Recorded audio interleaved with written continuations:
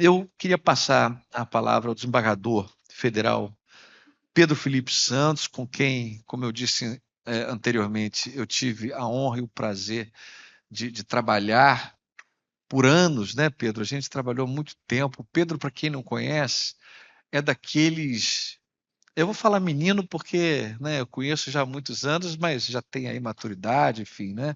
Menino prodígio. É um rapaz, é um profissional da mais alta qualidade. Eu acho que a magistratura, Pedro, brasileira, ela tem muito orgulho de você ser do quadro, porque você é um profissional muito, mas muito acima da média.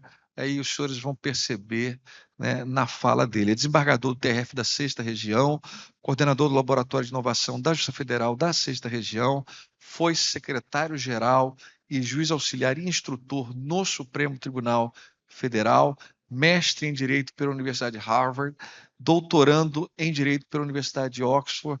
Pedro, por favor. Bom dia a todos e a todas.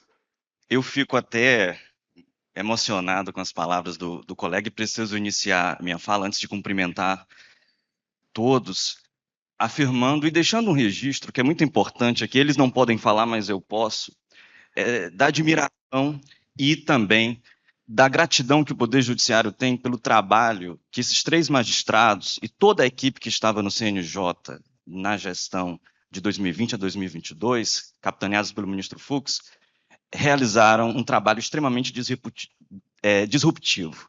Se hoje, no Poder Judiciário do Brasil inteiro, nós falamos em justiça 100% digital, em balcão virtual, em núcleo 4.0, justiça 4.0, plataforma digital do Poder Judiciário, Codex e todas as iniciativas que continuam sendo aprimoradas, gestão a gestão, e todas essas iniciativas surgiram, e preciso registrar isso, do trabalho da equipe que gestou todos esses projetos e colocou a mão na massa, de forma que esse registro não poderia deixar de ser feito aqui, da importância do trabalho que esses magistrados tiveram, a meu ver, uma das gestões mais disruptivas no Conselho Nacional de Justiça, e tenho muito orgulho de ter testemunhado, estando lá no Supremo, toda a abnegação, o esforço e a capacidade de colocar a mão na massa e de fazer acontecer que esses magistrados têm.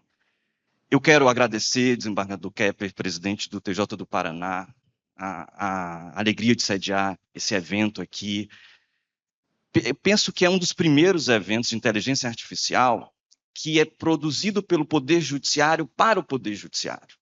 E quando eu vejo aqui na plateia assim, magistrados, servidores, profissionais do Brasil inteiro, cujo trabalho eu tanto admiro, eu penso assim, aqui nós estamos conversando entre nós, mas entre pessoas que realmente fazem e estudam inteligência artificial e tecnologia da informação. Eu vejo aqui chefes de TI, vejo aqui desembargadores, vejo aqui magistrados, coordenadores de laboratório de inovação, assessores de gestão estratégica dos tribunais, e penso tanto que é importante todas essas equipes estarem aqui reunidas para a construção de uma governança eficiente nos tribunais. As falas que me antecederam, doutor Anderson fez uma fala trazendo vários aspectos históricos e filosóficos, doutor Fábio trouxe a mão na massa, o uso prático da IA generativa, e me cabe aqui fazer um arremate de todos esses pontos, trazendo algumas reflexões em relação à governança dos tribunais na construção desses projetos. Mas antes eu preciso depurar algum ponto em que status, em que estado da arte nós estamos em relação à inteligência artificial no Poder Judiciário. Eu sempre falo que, desde 2020 para cá, com a pandemia, nós estamos vivendo uma nova revolução digital. Essa palavra revolução digital ela já está ficando até tão demodé e quase um truísmo. Mas qual é o ponto nodal da revolução digital que nós estamos vivendo de 2020 para cá? Finalmente, nós estamos abandonando os últimos resquícios da era analógica para finalmente entrarmos no mundo em que nós não conseguimos mais ter uma separação intuitiva do que é real e do que é online. Isso quer dizer que a revolução que acontece de 2020 para cá não é a construção de infraestrutura tecnológica. A internet já existe há mais de década, a inteligência artificial já existe há mais de década, o smartphone já existe há mais de década. Isso já não é novidade para nós.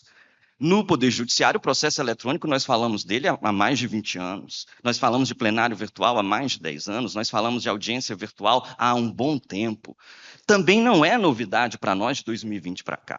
O ponto nodal da revolução digital que nós vivemos é que esses instrumentos de inovação tecnológica, eles finalmente deixaram de ser fonte secundária para se tornarem fonte primária de como nós produzimos políticas públicas, inclusive políticas públicas judiciárias. Foi em 2020, com a pandemia, em que esse processo foi acelerado, que a audiência virtual, que já existia, mas era uma exceção, se tornou a regra.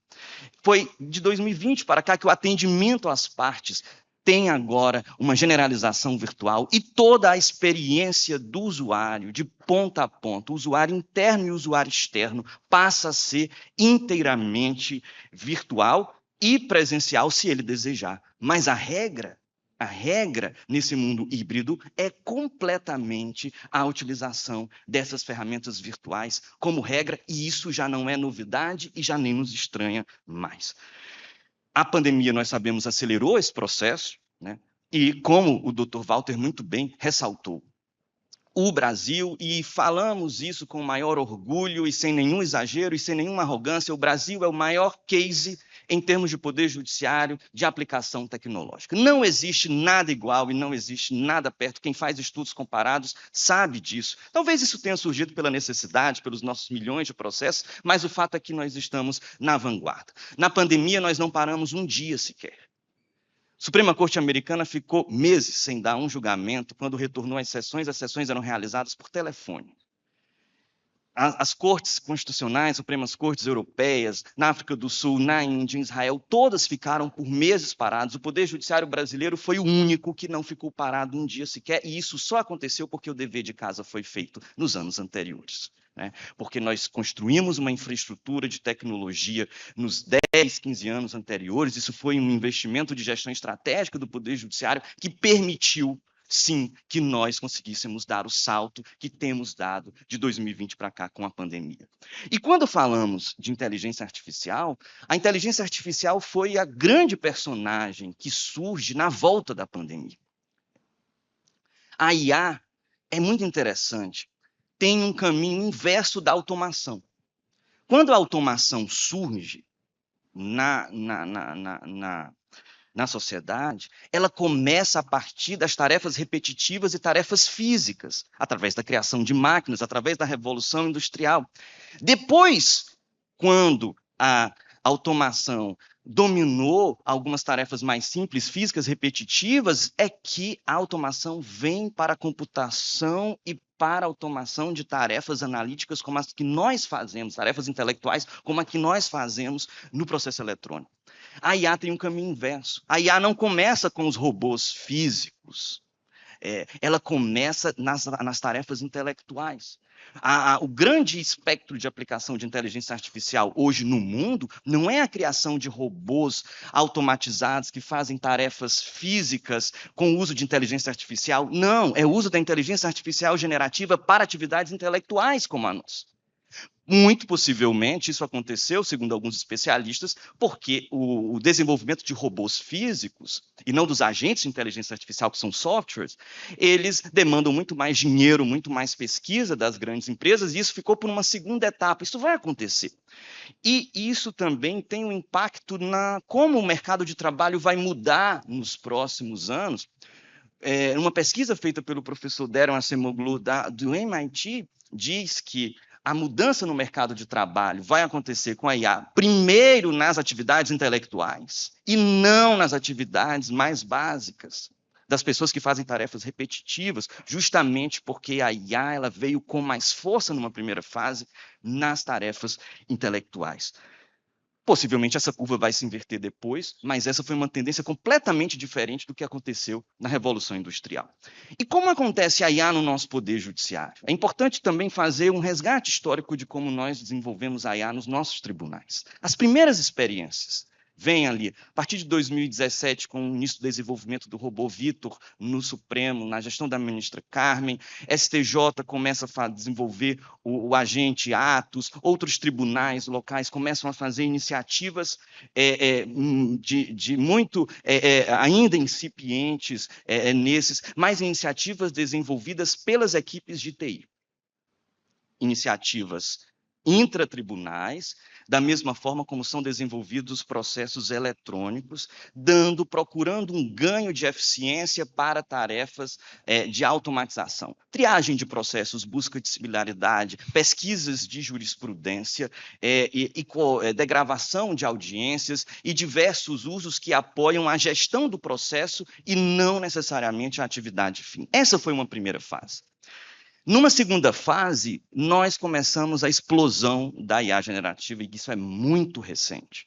Foi quando, talvez nós, nos laboratórios de inovação, nas equipes de TI, na gestão estratégica, vimos que nós não tínhamos muitas condições de concorrer e criar dentro dos tribunais as mesmas ferramentas de IA generativa, na mesma performance que as grandes empresas da iniciativa privada conseguem fazer. E aí começa algo muito novo, que é o alinhamento entre setor público e iniciativa privada para a construção de ferramentas de IA generativa nos tribunais que afeta a atividade fim, porque isso é novo para nós, é um modelo de contratação que demanda algumas reflexões, porque antes nós contratávamos a iniciativa privada muito mais relacionada à construção da infraestrutura tecnológica e não para a construção dos softwares processuais, dos sistemas processuais, e agora nós estamos realizando essa integração, o que é algo novo e que precisa ser colocado, precisa ser registrado.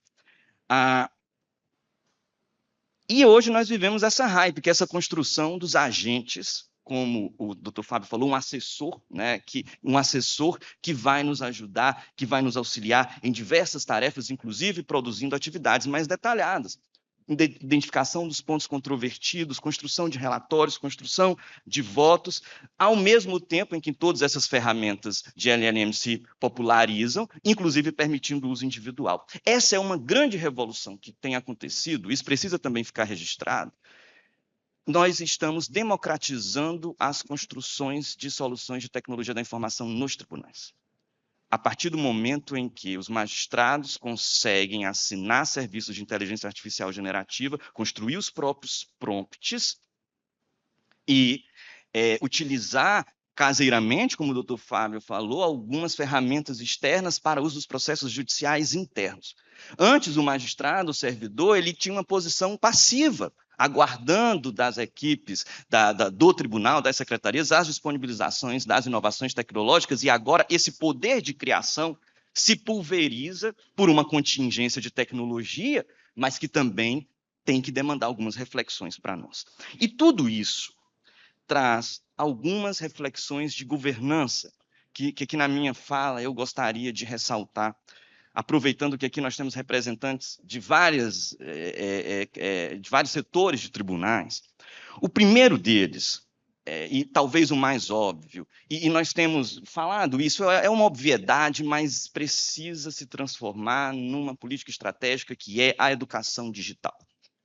Nós estamos aqui numa plateia extremamente qualificada em relação à inteligência artificial. Aqui não tem neófito nessa plateia. Conheço aqui quase todo mundo. Aqui não tem neófito, nós entendemos, nós sabemos o que é, nós sabemos os riscos, nós sabemos as oportunidades e sabemos também as vulnerabilidades. Mas essa não é a média do magistrado e do servidor brasileiro.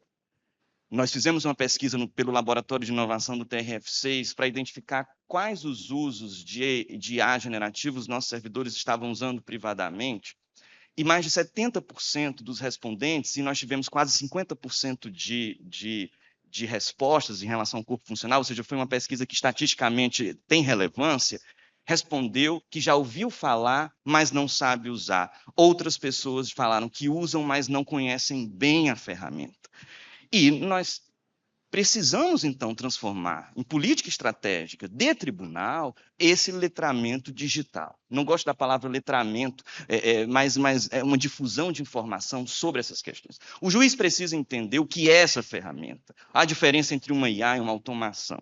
O juiz precisa entender como é que se dá a construção desses prompts, quais são os limites de atuação pela tecnologia atual que tem sido feito, e, claro, trazer a reserva de humanidade. Adorei esse princípio, né, do que é sendo feito. E isso não se faz apenas com curso na escola de magistratura. Esse é um ponto importante, mas também é um programa, digamos assim, uma circunstância que demora você conseguir fazer um curso enorme. Precisa de uma política estratégica de comunicação e difusão de informação sobre os conceitos, as oportunidades e os riscos, para que essa informação chegue lá na ponta, para aquele servidor que está numa vara de interior, muitas vezes sem acesso às informações do tribunal, e se deslumbra com a utilização do ChatGPT e começa a fazer upload de qualquer tipo de documento nessas ferramentas, sem as preocupações devidas. Nós precisamos chegar lá na ponta, nós precisamos conversar não apenas entre nós, mas com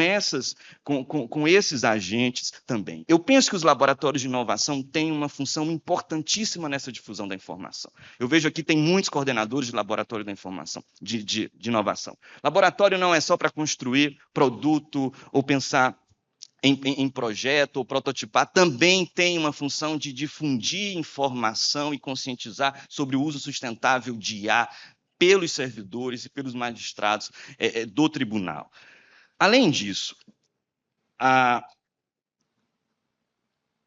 conscientização em relação aos riscos é importantíssima. Eu li alguns prompts, doutor Fábio, em que se percebe que as pessoas que elaboraram aqueles prompts de uso privado nitidamente desconhecem os limites da ferramenta. Teve um prompt que me chamou muita atenção, em que o magistrado fazia o upload de vídeos de audiência e pedia para a ferramenta de LLM fazer uma análise do depoimento, dando uma conclusão final sobre a consistência do depoimento, com base, aí ele colocava lá os critérios, verificar se a testemunha estava nervosa ou gesticulando demais, verificar se a testemunha estava dando informações contraditórias ou hesitava antes de responder às perguntas dos interlocutores. Então, vejam que esse é o típico caso que o prompt já incorpora um viés. Porque se eu tenho uma testemunha que é mais tímida, que é mais retraída, que está lá muito nervosa na frente do magistrado, a máquina vai interpretar pelo comando, porque ela vai interpretar o nosso comando, que o que ela falou, aquela informação é uma mentira. Então, temos que ter essa preocupação, sim. Tem sido utilizado, é importante a utilização, é uma democratização, é uma pulverização da tecnologia, mas nós precisamos agir de forma urgente, sob pena de nós de passarmos por alguns vexames e constrangimentos em relação a essa utilização imprópria dessas ferramentas. Em relação aos casos de uso, o segundo ponto que eu queria tratar de reflexão de governança. Hoje, quando nós utilizamos essas IAs generativas, tanto caseiramente como nos projetos que têm sido desenvolvidos nos tribunais, nós ainda utilizamos essa IA muito no microvarejo, que eu faço talvez o download dos processos e vou jogando esse upload, ou então mesmo algumas ferramentas criadas pelos tribunais ainda exigem que eu faça o upload dos documentos necessários. Algumas ferramentas já começam a criar uma interface. Alguns agentes começam a ter uma interface entre a tela e a informação que você deseja, mas ainda assim eu preciso alimentar a ferramenta com a informação. Isso, no microvarejo, funciona porque eu faço um download, faço um upload, ele trabalha, um download, um upload, ele trabalha. Mas nós não temos 5 processos no gabinete. No TRF6, nós recebemos uma primeira leva de distribuição, que era o acervo que veio da criação do tribunal. Cada gabinete ganhou 15 mil processos. Então, imagine se eu for fazer um prompt de triagem e for colocar os 15 mil downloads desses casos. Nós precisamos dar um passo além. nós precisamos começar a pensar no atacado para isso. E isso passa pela integração dos sistemas processuais com alguns serviços e ferramentas que os tribunais podem contratar. Claro que uma integração segura, muito prudente, muito bem pensada. Se, por exemplo, nos sistemas processuais nós tivéssemos um endpoint para que serviços e usuários autenticados conseguissem requisitar informações e documentos de forma automática, nós teríamos dois ganhos. O primeiro é que esse uso da IA generativa não vai ficar cansativo. Faz o download, faz o upload, faz o download, faz o upload. O segundo é que nós vamos construir uma base de dados. E esse, a meu ver, é o ganho mais consistente de longo prazo que nós podemos ter com IA no Poder Judiciário, é a utilização dessas ferramentas generativas para a construção de dados que podem ser interpretados, podem ser analisados e podem estar ali alocados junto com as outras informações, junto com os outros metadados do BI, que nos permitam fazer triagens em massa, que nos permita fazer busca de similaridade em massa, que nos permita uma experiência do usuário que ele sequer vai saber se ele está usando automação ou inteligência artificial. Esse é o futuro. Eu uso o Google Maps, o Uber e tudo, eu não sei quais são os pontos de inteligência artificial ali. Quando nós chegarmos nesse ponto de integração, nós conseguiremos, acho que esse é um sonho, talvez seja um critério para que nós consigamos ter um agente, um assessor de verdade. Mas eu sei, é caríssimo. O uso da IA generativa, a contratação desses serviços é por utilização, por token, então não é fácil nós pensarmos e colocarmos em prática todos esses pontos, e isso demanda uma atuação muito estratégica dos tribunais. É descobrir quais os casos de uso realmente devem ser prioritários em cada tribunal e que faz a tecnologia chegar no uso da ponta. Eu penso aqui que, aproveitando que aqui nós temos chefes de TI, assessores de gestão estratégica, coordenadores de laboratórios de inovação, diretores de centro de inteligência, nós precisamos, dentro dos tribunais, nós precisamos integrar essa governança para que haja um fluxo contínuo e nós consigamos ter um boost de inovação. Não adianta uma equipe de TI estar trabalhando a parte do que o laboratório de inovação está pensando, a parte do que o centro de inteligência está produzindo, a parte do que a gestão estratégica está pensando de visão de futuro para os tribunais. Tem que ser um trabalho integrado. Em alguns tribunais já acontece essa integração, mas vejam, os centros de inteligência e os laboratórios de inovação têm uma função importantíssima de escuta e depuração dos problemas que atingem a ponta e o usuário interno do tribunal. E isso precisa estar integrado na construção de protótipos que realmente estejam alinhados com a visão de futuro que a gestão estratégica permite e dentro de uma visão pé no chão que a equipe de TI consegue produzir, consegue viabilizar. Não temos mais tempo de estarmos com essas equipes com pensamentos estanques. Nós precisamos realmente ter uma integração e isso demanda, obviamente, uma atuação de cada administração.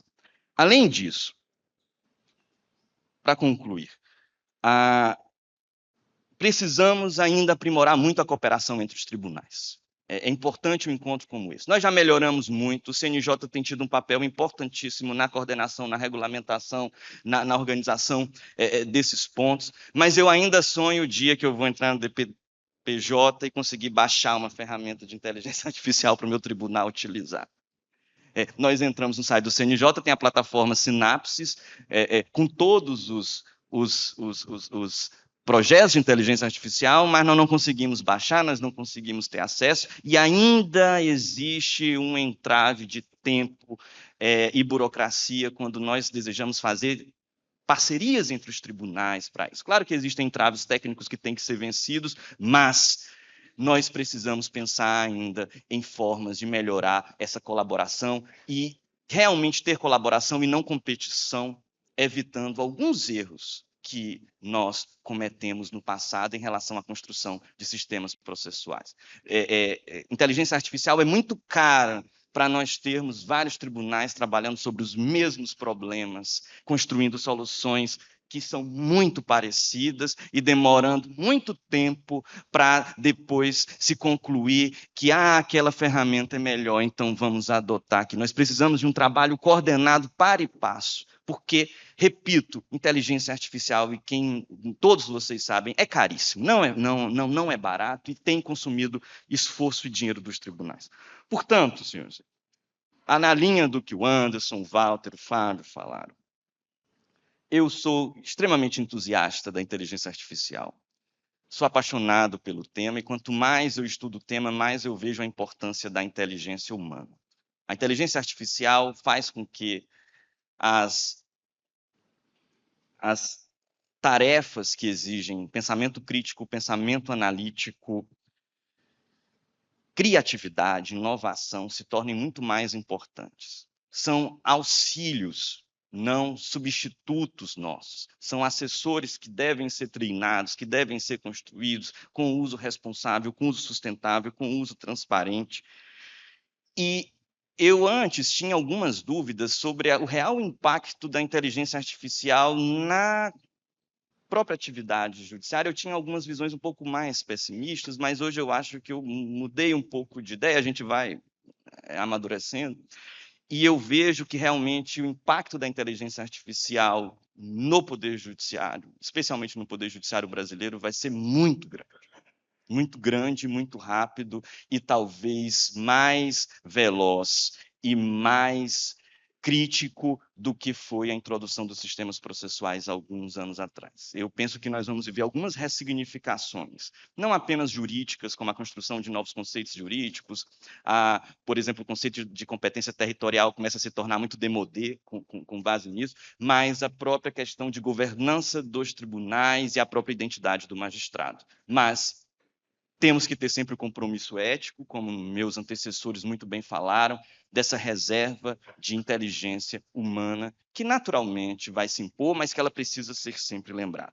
Eu vou terminar lembrando aquela frase daquele filme Jogos Vorazes, né, mas eu vou fazer uma paráfrase lá, dizia que comecem os jogos aqui, né, que continuem os jogos, e que continuemos com sustentabilidade, com ética, com prudência, com transparência, com integração, com colaboração entre equipes, entre tribunais, com o CNJ, muita pesquisa, muito trabalho, muita mão na massa e muitos eventos como esse. Muito obrigado.